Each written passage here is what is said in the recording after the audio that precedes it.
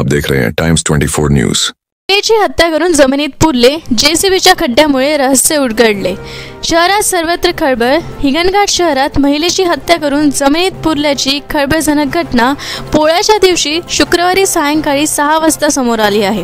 मृतक महिला माधुरी व आरोपी सुभाष वैद्य हे गेल्या 7 वर्षापासून एकत्र राहत असल्याचे सांगण्यात येत आहे। 4 दिवसांपूर्वी सुभाष याने माधुरीची धारदार शस्त्राने हत्या केली।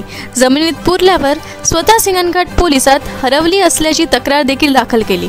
पोलिसांनी कसून तपास केल्यावर मात्र मोठे रहस्य समोर आले। हत्या करून जमिनीत पुरल्याची घटना समोर येताच हिंगणघाट शहरात खळबळ उडाली आहे। काही दिवसांपूर्वी घराजवळ जेसीबीच्या साहाय्याने पावसाचे पाणी जाण्यासाठी खोल गड्डा केला असल्याची माहिती पोलिसांना मिळाली। नेमका इतका खोल गड्डा कशासाठी करण्यात आला आणि खड्डा बुजला कसा याची चौकशी सुरू केली। ज्या जेसीबीच्या साहाय्याने खड्डा करण्यात आला त्या जेसीबी मालकाला हुडकून काढण्यात आले।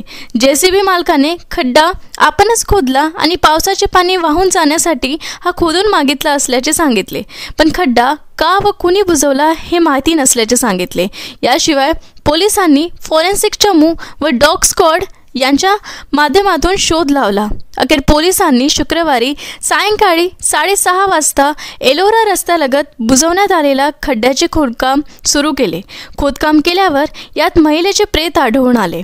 रात्री देखील हे खोदकाम आणि तपास सुरू आहे। यात सुभाष याचा मामा याला पोलिसांनी अटक केली आहे, तर आरोपी सुभाष लक्ष्मण वैद्य हा फरार झाला आहे।